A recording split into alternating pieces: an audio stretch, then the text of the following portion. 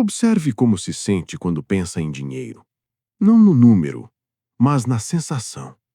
Ansiedade, talvez? Pressa? Uma leve tensão no peito? Ou aquela impressão constante de que nunca é suficiente? Isso não surgiu do nada. Você não nasceu preocupado com consumo. Não nasceu comparando padrões de vida. Não nasceu sentindo culpa por gastar ou medo de faltar. Isso foi aprendido. Aprendido aos poucos, de forma elegante, quase invisível, e é exatamente por isso que funciona tão bem. Desde cedo, você foi exposto à ideia de que comprar é progresso, de que gastar é recompensa, de que consumir é um sinal de que você está avançando na vida. Ninguém explicou o outro lado. Ninguém disse que cada compra cria uma dependência futura, que cada aumento de padrão reduz sua margem de erro, que cada gasto emocional cobra juros em forma de estresse. Você só aprendeu a apertar o botão. Trabalhar, receber, gastar, sentir alívio e repetir. No início, isso parece inofensivo, até necessário. Você acredita que está apenas vivendo como todo mundo vive, mas é exatamente aí que mora o perigo. Quando algo se torna comum demais, ele deixa de ser questionado. E poucas pessoas questionam o consumo, porque questionar o consumo não é apenas rever gastos, é rever identidade, é rever escolhas antigas, é rever a própria definição de sucesso. E isso assusta. Por isso, a maioria prefere continuar correndo. Correndo atrás de um padrão melhor, correndo atrás de reconhecimento, correndo atrás de uma sensação que nunca se fixa. Você compra algo novo e por um instante sente controle, sente avanço, sente que está fazendo algo certo. Mas esse sentimento dura pouco.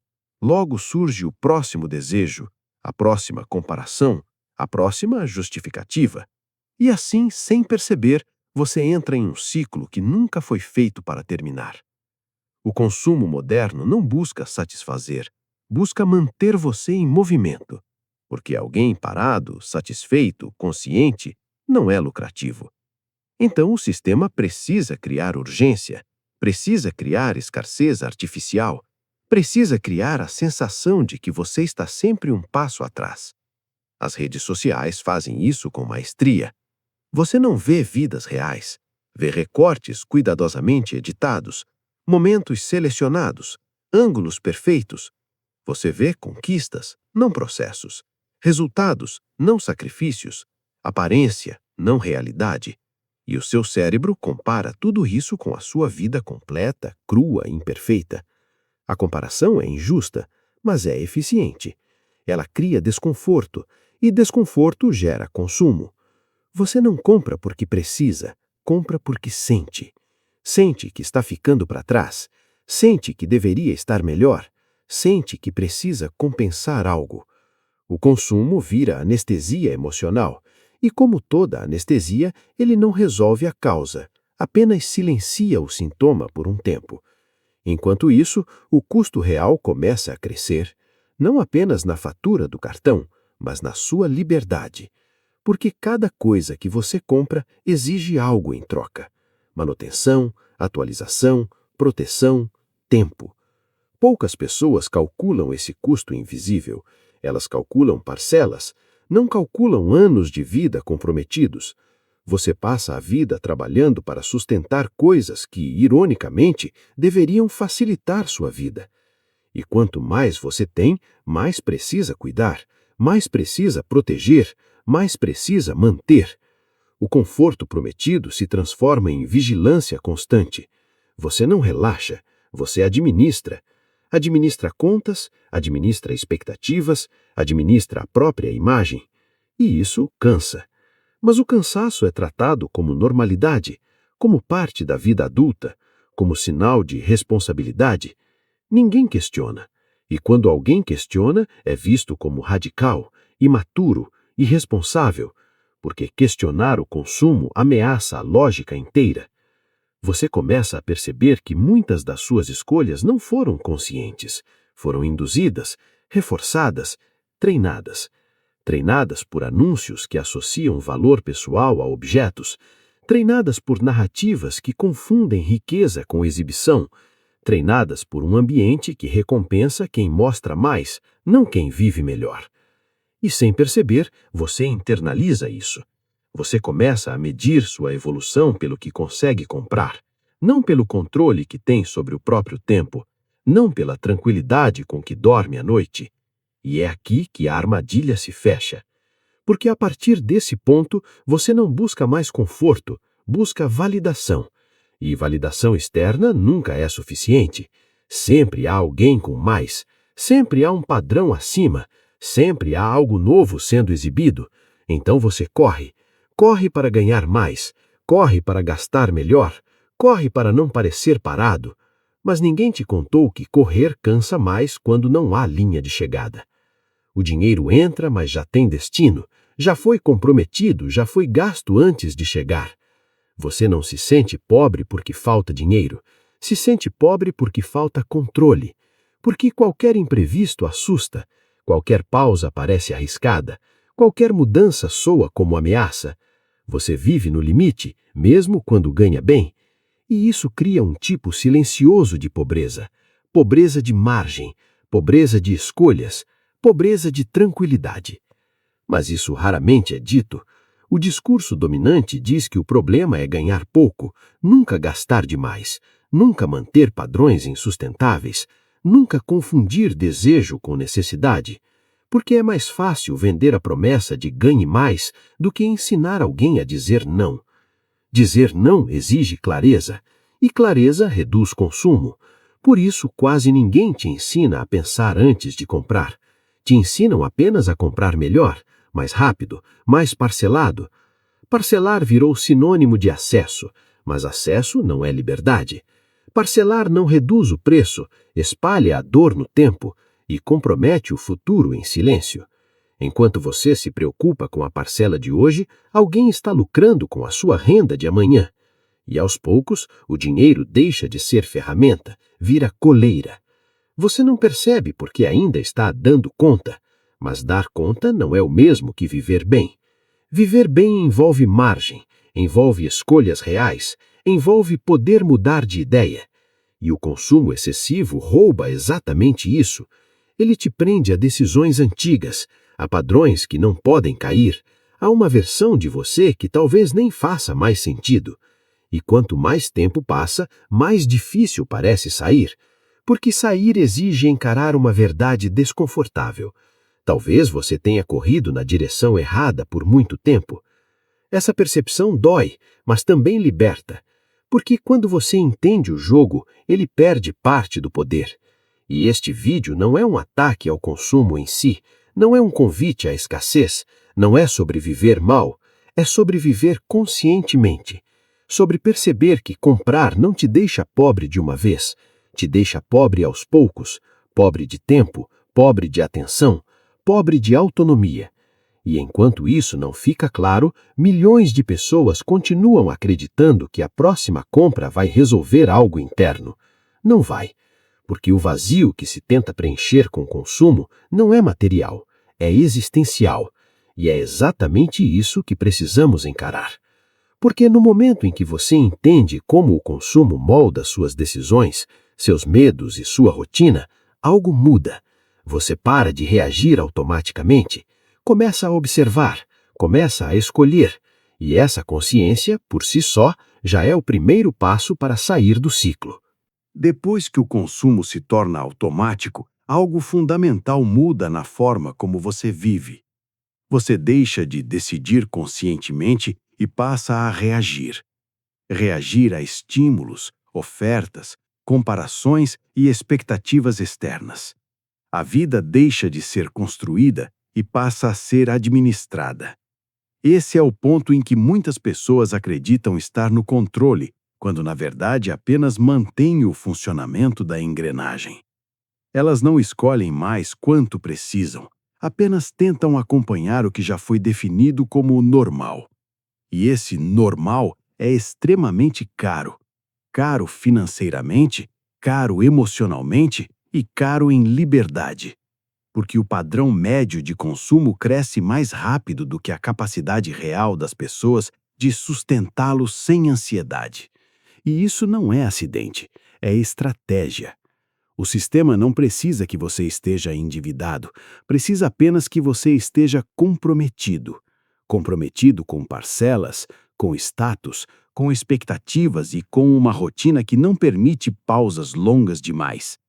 Quando você está sempre no limite, não questiona. Quando está cansado, não reflete. Quando está ocupado, não muda. e o consumo ajuda a manter você exatamente nesse estado. A cada novo desejo criado, uma nova obrigação futura nasce. Você não compra apenas um objeto, compra um conjunto de exigências invisíveis. Exigência de renda constante, exigência de estabilidade contínua, exigência de manutenção permanente. Quanto mais alto o padrão, menor a tolerância ao erro. E quanto menor a tolerância ao erro, maior o medo de qualquer mudança. Esse medo molda decisões importantes. Você aceita trabalhos que não respeitam seus limites, aceita rotinas que corroem sua energia, Aceita permanecer em situações desconfortáveis porque sair parece arriscado demais. Não porque você é fraco, mas porque está preso a um custo fixo que não pode falhar. O consumo excessivo cria uma prisão elegante. Ela não tem grades visíveis, tem boletos. E boletos são socialmente aceitos, são tratados como sinal de maturidade, responsabilidade e sucesso. Questioná-los soa infantil. Por isso, poucas pessoas admitem que o problema não é falta de dinheiro, mas excesso de compromissos assumidos sem reflexão. O dinheiro entra, mas já tem dono, já tem destino, já está gasto antes de chegar. E quando algo inesperado acontece, o impacto é devastador. Não porque o evento seja grande, mas porque não existe margem. Sem margem, qualquer imprevisto vira crise. Sem margem, qualquer pausa vira ameaça. Sem margem, qualquer escolha diferente parece impossível. Essa é a verdadeira pobreza moderna. Não a falta absoluta de recursos, mas a ausência total de flexibilidade. Enquanto isso, o discurso dominante continua dizendo que a solução é ganhar mais, sempre mais, nunca menos. Mais renda, mais esforço, mais sacrifício. Mas ganhar mais raramente resolve quando o padrão cresce junto. Na maioria das vezes, apenas aumenta o tamanho da jaula. Quanto mais você ganha, mais é incentivado a gastar, mais é pressionado a mostrar, mais é convidado a provar que evoluiu. E provar cansa. A prova nunca termina. Sempre há um novo degrau social a escalar. Sempre há um grupo acima. Sempre há um símbolo mais caro. As comparações não permitem descanso. As redes sociais amplificam isso ao extremo. Elas não apenas mostram consumo, elas o celebram como identidade. Viajar deixa de ser experiência e vira conteúdo. Comer deixa de ser prazer e vira postagem. Viver deixa de ser vivido e passa a ser exibido. E quando tudo vira vitrine, nada é suficiente. Você começa a consumir não para usar, mas para mostrar. E o valor deixa de estar no benefício real e passa a estar na reação alheia. Curtidas, comentários e validação simbólica substituem satisfação genuína. Mas validação emprestada cobra juros altos. Ela exige constância, exige atualização, exige manutenção de imagem. E manter imagem custa caro, custa dinheiro, tempo e saúde mental. É por isso que tantas pessoas se sentem cansadas mesmo quando parecem bem-sucedidas. Elas não estão apenas vivendo, estão performando, e performance contínua esgota. O consumo, nesse contexto, não é escolha, é obrigação social. Você sente que precisa acompanhar, precisa estar à altura, precisa não parecer para trás. E o medo de parecer para trás é uma das forças mais poderosas que existem. Ele faz pessoas gastarem o que não têm, aceitarem o que não querem, manterem rotinas que odeiam, tudo para não se sentirem inadequadas. O problema é que a adequação nunca vem. Sempre existe um novo padrão, uma nova tendência, uma nova régua. E quanto mais você corre atrás disso, mais distante fica de si mesmo. Poucas pessoas param para perguntar se aquilo que estão sustentando ainda faz sentido, se a vida que vivem foi escolhida ou absorvida, se o custo emocional vale o conforto aparente. Porque parar para perguntar exige silêncio, e o consumo ocupa o silêncio. Quando você compra, não precisa pensar. Quando você gasta, não precisa sentir. Quando você se distrai, não precisa confrontar. Mas quando o consumo diminui, o barulho some, e o silêncio revela coisas importantes, revela insatisfações antigas, revela escolhas automáticas, revela o quanto você foi moldado por expectativas externas. Esse momento é desconfortável, mas é também libertador, porque ele mostra que você não precisa de tanto quanto imagina, que muitas das suas necessidades foram fabricadas, que muito do que parecia essencial era apenas hábito. E quando isso fica claro, algo muda. Você começa a perceber que reduzir não é perder, é recuperar. Recuperar controle, recuperar tempo, recuperar energia mental. Menos compromissos financeiros significam mais opções. Menos dependências significam mais mobilidade. Menos comparação significa mais paz. O dinheiro começa a trabalhar para você, não contra você. Ele deixa de ser um símbolo emocional e volta a ser uma ferramenta prática. Uma ferramenta para criar margem, para comprar tranquilidade, para permitir escolhas. E isso muda a forma como você enxerga sucesso. Sucesso deixa de ser aparência e passa a ser autonomia. Deixa de ser exibição e passa a ser segurança interna. Deixa de ser barulho e passa a ser silêncio confortável. Esse tipo de sucesso não chama a atenção, mas transforma a vida. Você dorme melhor, decide melhor, vive com menos urgência. E o mais interessante é que, ao reduzir o consumo, você não perde prazer, perde distração.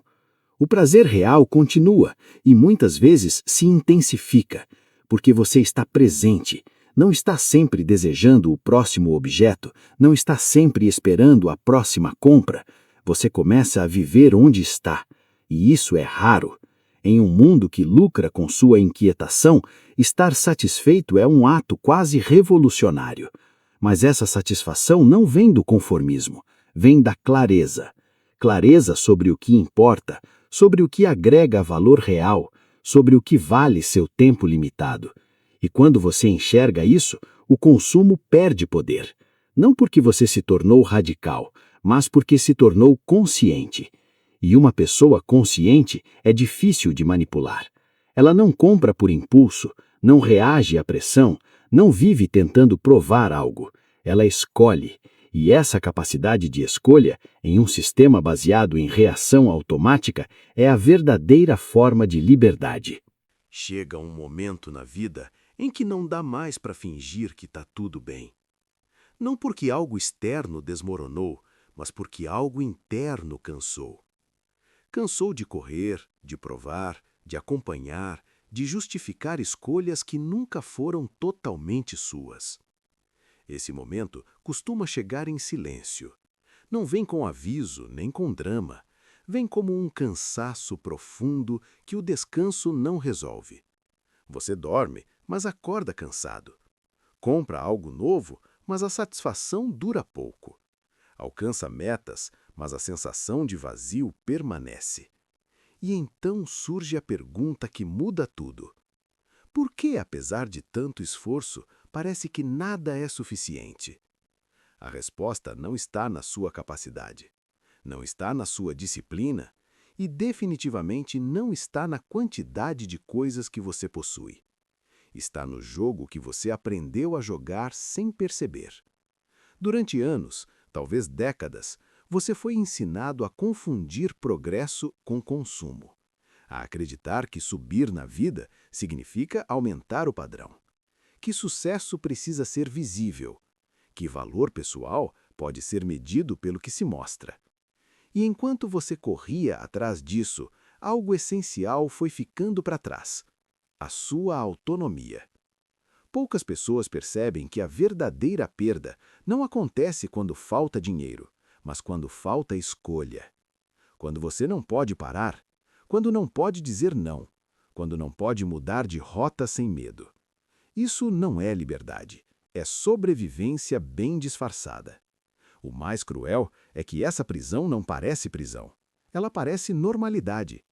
Todo mundo está fazendo. Todo mundo está cansado. Todo mundo está ocupado demais para questionar. E é por isso que o consumo excessivo vence, não pela força, mas pela repetição. Compra após compra, compromisso após compromisso, a margem some. E quando a margem some, o medo assume o controle. Medo de perder renda, medo de descer de padrão, medo de parecer fracassado. E esse medo molda uma vida inteira. Ele te mantém em trabalhos que não fazem sentido, te mantém em rotinas que drenam sua energia, te mantém distante de quem você poderia ser. Tudo isso para sustentar uma imagem que, no fundo, não te representa mais. Mas aqui está a verdade que poucos têm coragem de encarar. Ninguém está tão preocupado com o que você consome quanto você imagina. As pessoas estão ocupadas demais tentando sustentar suas próprias narrativas, seus próprios padrões, suas próprias inseguranças. O jogo da aparência só parece importante enquanto você está dentro dele. Quando sai, percebe o quanto era vazio. E sair não exige radicalismo, exige clareza. Clareza para entender que comprar mais não resolve o que está faltando, que acumular não preenche o que está vazio, que mostrar não substitui sentir. Quando você para de gastar por impulso, algo curioso acontece. O silêncio aparece, e com ele uma leve ansiedade inicial. Essa ansiedade não vem da falta de coisas, vem da ausência de distração. Sem o consumo constante, você começa a ouvir seus próprios pensamentos, a sentir suas próprias emoções, a perceber o que estava sendo evitado. Esse processo é desconfortável, mas é necessário. Porque só quando você para de anestesiar o vazio, consegue entender o que realmente precisa ser preenchido. E quase nunca é algo que se compra. Normalmente é tempo, é presença, é propósito, é conexão. Coisas que o consumo prometeu entregar, mas nunca entregou. Quando você começa a viver com menos, não perde qualidade, perde ruído. Menos escolhas desnecessárias, menos comparações, menos pressão. E o que sobra é leveza. Leveza para pensar melhor, leveza para decidir com calma, leveza para construir algo sólido. O dinheiro, então, muda de papel. Deixa de ser fonte de ansiedade e passa a ser ferramenta. Ferramenta para criar segurança, para comprar tempo, para permitir escolhas conscientes. Você não precisa mais correr atrás de tudo. Pode escolher. E escolher é um privilégio raro. A maioria das pessoas vive reagindo. Você passa a viver deliberadamente. Isso muda a sua relação com o trabalho. Você trabalha por estratégia, não por desespero. Muda a sua relação com o dinheiro. Você usa ele, não é usado por ele. Muda a sua relação consigo mesmo. Você para de se medir pelo externo e começa a se respeitar internamente. Essa transformação não acontece da noite para o dia. É gradual, é silenciosa e extremamente poderosa. Pouco a pouco, você percebe que precisa de menos para estar bem, que a felicidade não está no próximo degrau, que a paz não depende de validação externa. E isso assusta o sistema. Uma pessoa satisfeita é difícil de manipular. Uma pessoa consciente é difícil de explorar. Uma pessoa com margem é difícil de controlar. Por isso, viver modestamente é quase um ato de rebeldia. Não porque você rejeita conforto, mas porque redefine o que conforto significa. Conforto deixa de ser ostentação e passa a ser tranquilidade. Tranquilidade de saber que uma crise não te destrói, que uma pausa é possível, que escolhas existem.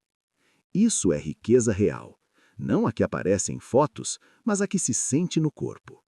Você respira melhor, dorme melhor, vive melhor. E, ironicamente, quando você para de tentar parecer rico, começa a construir riqueza de verdade. Riqueza de tempo, riqueza de opções, riqueza de paz. Ao final da vida, não é o que você comprou que importa, é como viveu, com quem esteve, o quanto esteve presente. E estar inteiro exige espaço interno, espaço que o consumo excessivo ocupa sem pedir permissão. Por isso, reduzir é libertar. Libertar sua agenda, libertar sua mente, libertar seu futuro. Cada compra evitada não é privação, é uma escolha estratégica. Cada padrão não elevado é tempo comprado. Cada comparação ignorada é energia preservada. E com o tempo, essas pequenas escolhas constroem algo grande. Constroem independência, constroem segurança, constroem dignidade. Você deixa de viver no limite, deixa de viver com medo, deixa de viver para impressionar e começa a viver para si mesmo. Isso não te torna melhor que ninguém, te torna livre. Livre para dizer não, livre para dizer basta, livre para escolher um caminho diferente. E quando alguém questionar suas escolhas, quando alguém zombar da sua simplicidade, lembre-se que quem ri do que não entende, geralmente está preso ao que aceita sem pensar. Você não precisa convencer ninguém, precisa apenas continuar. Continuar investindo no que importa, continuar reduzindo o que pesa, continuar construindo margem. Porque no final, a equação é simples. Consumir demais custa liberdade. Investir em si compra futuro. E o futuro não se constrói com aparências, mas com decisões conscientes repetidas ao longo do tempo. Você não precisa de mais coisas, precisa de mais controle. Não precisa de mais status, precisa de mais escolha. Não precisa provar nada, precisa viver bem. E viver bem no mundo em que vivemos começa quando você decide parar. Parar de correr, parar de competir, parar de confundir ter com ser. Quando você para, finalmente enxerga. E quando enxerga, nunca mais aceita menos do que liberdade.